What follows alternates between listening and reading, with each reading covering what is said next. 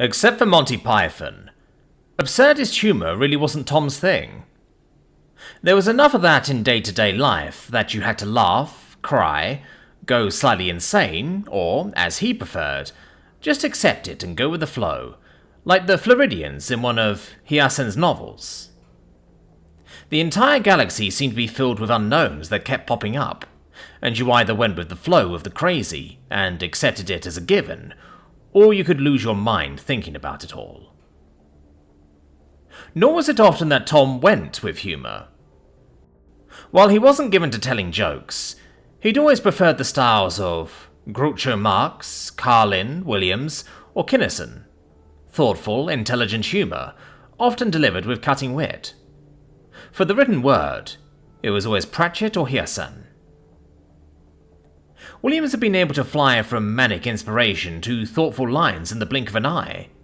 His earliest album, Reality, What a Concept, had enjoyed a brief resurgence in the year after the landing. "I used to play an alien on TV," he quipped. "Not so funny since they landed, though. They weren't the little fuckers we thought they'd be. They were 8 feet tall, black, and they were pissed." If he'd lived another few years until the landing, and seen a Marine in full armour, he probably would have had a field day explaining how the contents of that black armour tended to be Victoria's Secret supermodels. He'd have loved the irony. There was a point where you had to laugh at yourself, and it made a nice way to end today's class, as it closed out the events of 1903.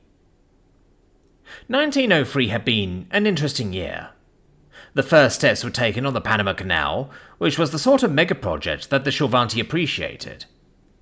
In less than 1 month's time, the Ford Motor Company had incorporated, shipped, and sold its first car. Public transportation was never the same. Most importantly, the Wright brothers ended the year by making the first controlled, powered, heavier-than-air flight. It was a historic moment that would serve to show the path of human inspiration and creativity when he finally got to the moon landings. Only 4 Scifi decades later. That would impress them. But for now... The class had given up any measure of self-control. The snort came in less than a minute. It was a tie between Letzi and Nesta, and the rest of the class stared in fascinated disbelief. The girls strangled their laughter as best they could, but after the first minute it was over. The sight of the first rocket mail sputtering out after 10 feet started the snickering all over again, but the sight of the hopping jalopy was what did them all in. In a rare moment, Desala had her head down on the desk in tears, after one pioneering aviator had the rocket pack on his back combust, and Age rushed to throw snow on his ass. The class as a whole had a good time, but the Kerbal sisters might need to be carried out on a stretcher. He was glad he prepared Mivere beforehand. Even so, she was still snickering as the video of early aviation failures played out over the last 10 minutes of class. It was good fun, and it hit them with the video of the Wright flyer the day after tomorrow. It was luck that they could end with that portion of the lessons, rather than choice, but for a few minutes, laughter lifted the somber pall that hung over the classroom. The death had hit them all hard. News alert. Lady Aurelea, wife of Prince Loral, found dead. Pills blamed.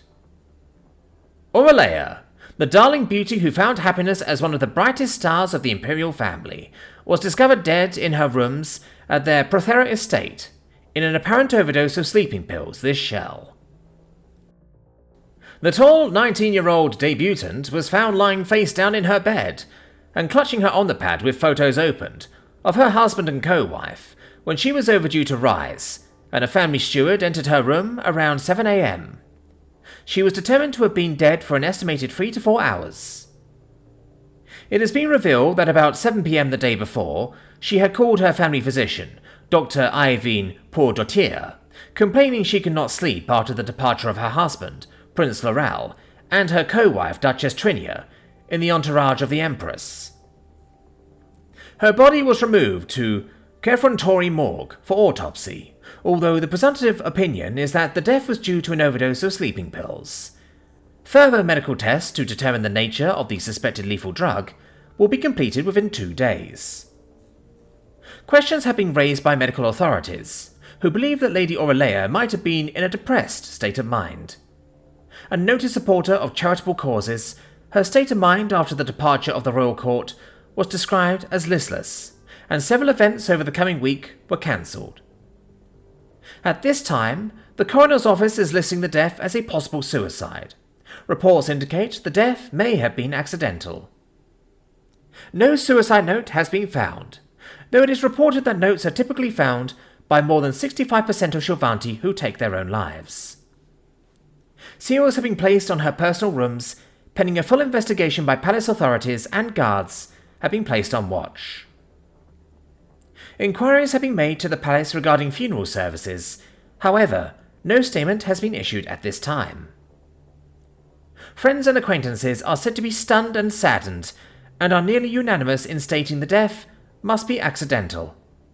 Early comments relate that, aside from anxiety over the departure of her family, she was generally happy, and had plans to resume her charitable work a week after the Empress's departure. Lady Aurelea is survived by her daughter, Sitora, and her co-daughter, Prendi, who are in custody with palace authorities, pending the family's return. Mandi tried to focus on the class. She really tried. News of Aurelea's death had cast a shadow over everyone, only 2 days after the Empress's departure. The news would take weeks to catch up to the royal family, and likely only happen once they arrived and began recovery actions. The outpouring of grief over Calandri's death was still fresh, and now it had been torn open anew. There was talk all around about Lural. Talk that the palace wouldn't send word at all and risk the prince's health, or that they would send a fast courier to catch up to bring him home. Talk about the death and Aurelea's state of mind. Talk about their daughter and what the palace could do for the children. After her marriage to Lural, Aurelea had taken to her role as part of the extended imperial family with a will, devoting her time to their children, but also working tirelessly as a patron to raise funds for dozens of charities. Although Mandi hadn't known her brother's second wife well, she had always been as kind in person as she was portrayed by the media. It wasn't as great a blow as losing Calandri, but it was another hammer blow in her life all the same. Mandi kept up appearances, just as she'd had to, but she still caught an occasional glance from Desi or Belder, and unless she imagined it, from Professor Warwick as well. They were the only ones who knew, and having them keep her secret only made her feel a quiet desperation to keep it herself. At least the class had helped.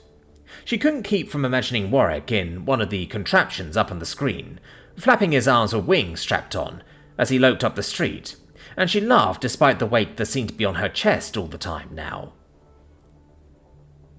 The other girls filed out of the classroom. Jacksmy was still helping Kamara out, as she broke into giggles. Desi stayed behind. "If you have some advice to give me right now, could we save it for later?" Mandi said quietly, as she picked up her omnipad. "I don't want to be rude, but now really isn't the time." "Advice for this? I've had a few hard knocks, but your life is pretty uncharted waters for me, you know."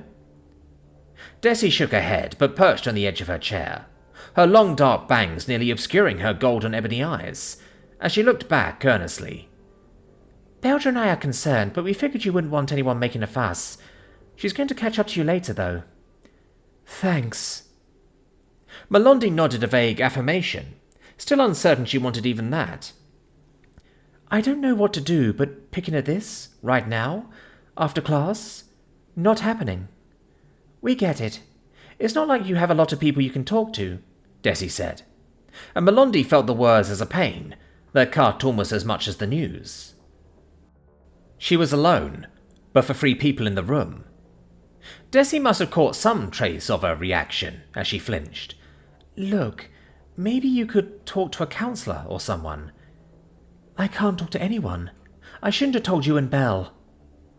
Mandi shook her head as she lowered her voice. "If I went to a school counsellor, They'd asked me why I needed trauma treatment and tried to contact my parents. That isn't going to happen. You, Belder, and the Professor are the only ones that know, and I need to keep it that way. Desi nodded, looking down the rows to where Warwick was taking a few questions from Pris and Sephir. Makes you wonder how they ever handled it before we came along. Who? Humans. Do you remember what Professor Palavon said about him losing some people in the landings? Desi nodded down at Warwick. It's hard to imagine a whole world of people dealing with things without any real help. Mandi thought about it for a split second, before she was up and dragging Desi behind her, down to where Warwick was just packing up. Tom looked up as Mandi approached his desk. Professor, can I talk to you for a moment? It's kind of private, but with Desi here, you know? He paused in packing away and looked at the girls. Mandi seemed drawn. He couldn't really blame her, given the news all over the datanet, but she also seemed determined as she stepped in close. Desi was tucked in just beside her, and she nodded. So, is that sort of problem? Professor Palavon, go on ahead, and I'll catch up to you in a bit. He barely glanced at Miv, but she was fielding questions of her own from Letzi, and she nodded his way. Here or outside? Mandi seemed to flag and faltered a bit as she glanced over to the rest of the class, as they were leaving in 2s and 3s. Please? All right. So, this is to do with what you can't talk about? Warwick asked, as he sat down on the bench, looking out over the wide expanse of the commons. While students were walking across the green, no one was close, and there was a clear view all around them. Desi waited until Mandi settled down beside Warwick, then sat down on the opposite side of her. Yes, it's kind of personal. I mean, I know you know that. It's just...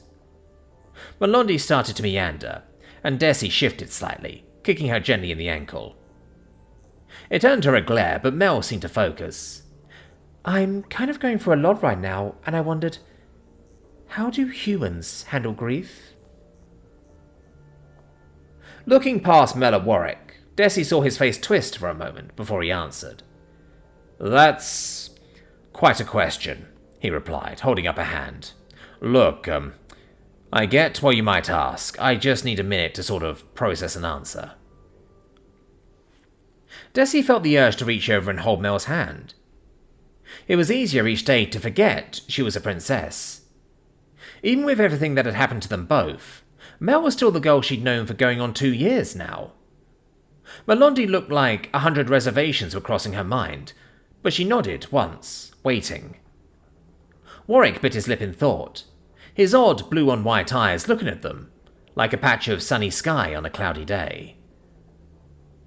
All right, he said after a moment, but I want to know why you're asking me this first.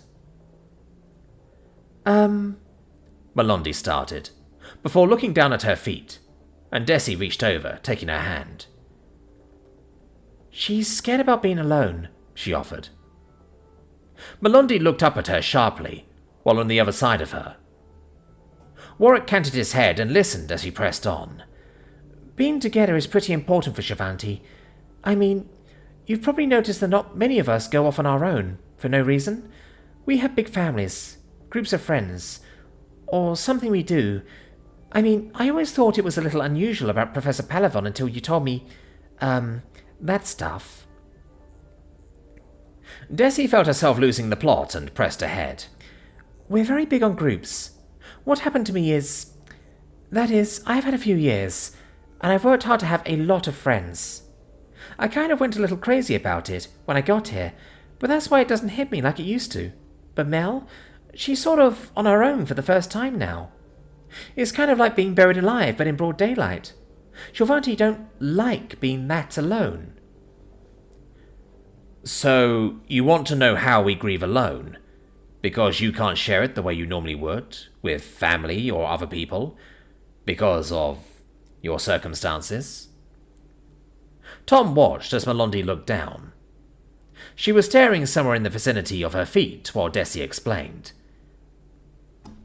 I suppose I can understand now that you've explained it.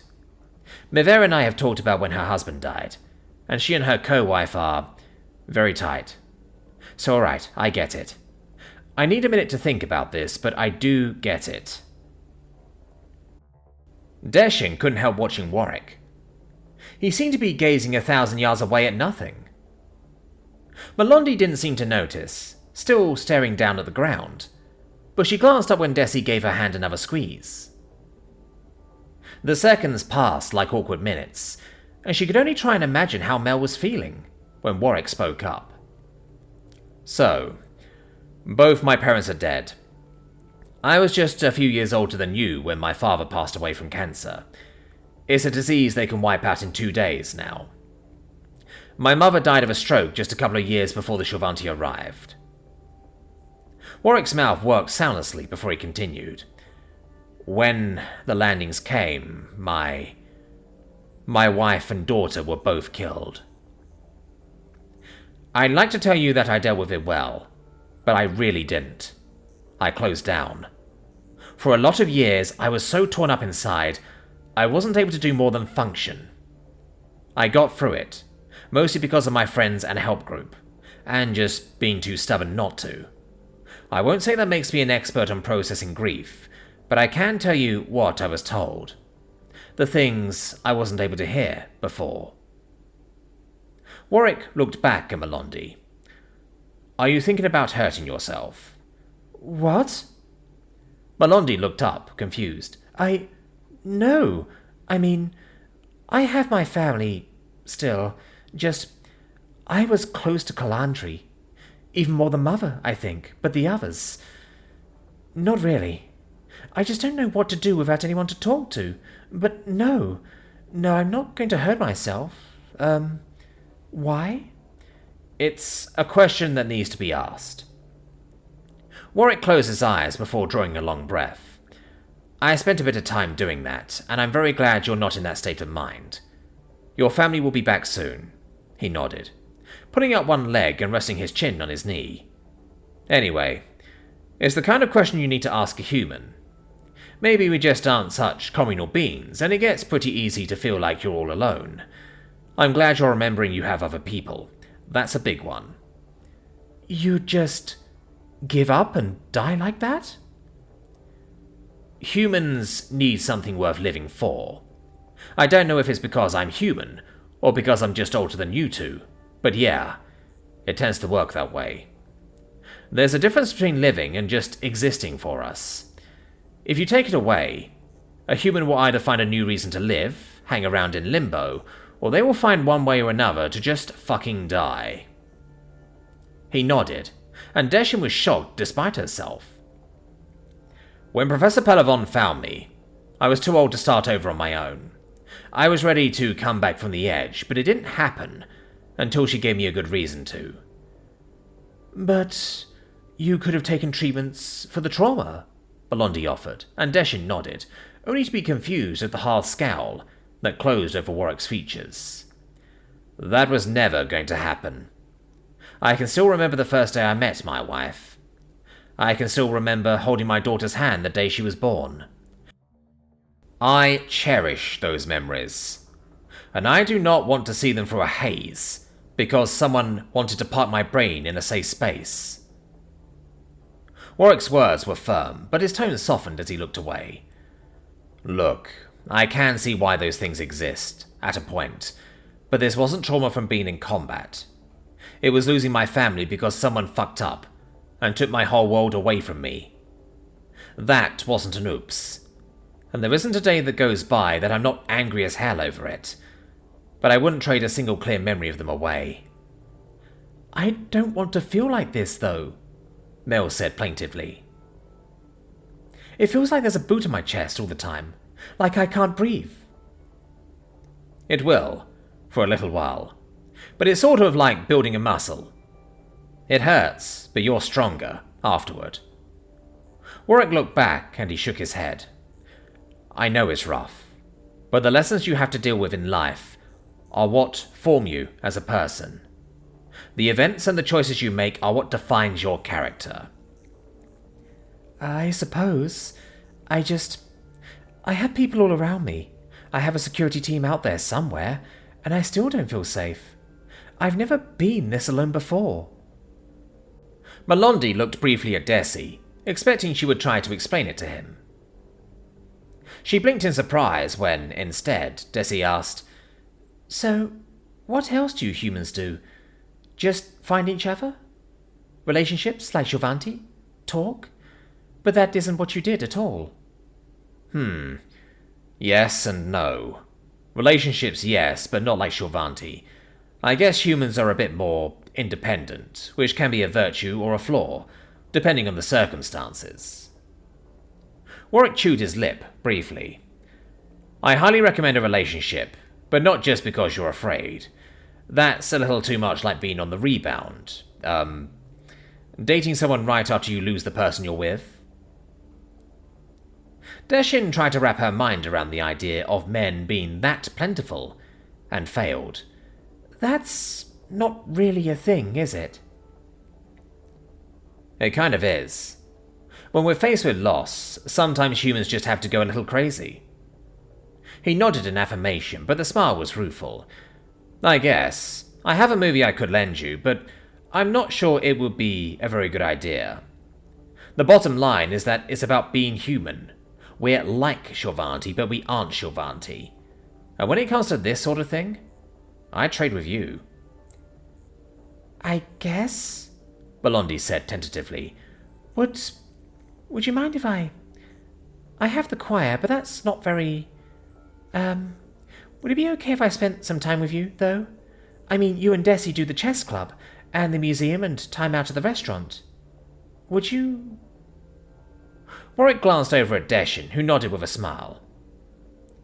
All right, then. Warwick nodded, and Mandi brightened. It wasn't much, but she smiled. Anyway, there's a boy out there who is kind of interested in you. Goddess, I told you so! Deshin crowed in triumph, as Mandi turned 3 shades of blue. I told her so, we all did. It's not like that. Mandi whirled around to face her. He was just being nice. 3 pieces of cheesecake, and the way he was looking at you when he was serving. 3 pieces? Warwick snorted. I'd probably explode. That's what Belder said, but you should have seen him, looking at her like, stop it! He was just being nice. Really? Kellark looked around the room, feeling miserable as the girls left. As her first meeting as head of the student video blog, calling it less than a promising start would be an act of extreme charity. Most of them had left, but she looked up as one of the girls came over. What can I do for you? You're Gunbury, right? Right the first time. I just can't help being absolutely fabulous, babe.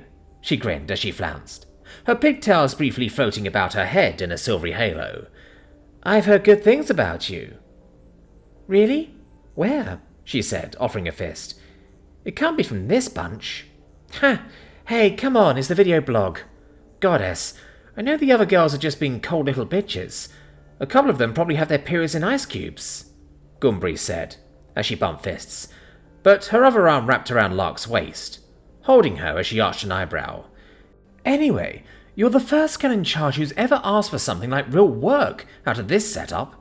Actually doing interviews before the student show in 3 weeks, and going into the planning. That sounds like fun. Yeah, I suppose. Why are we still bumping fists? Look, enough of the small talk, darling. You want to do something exciting with the blog.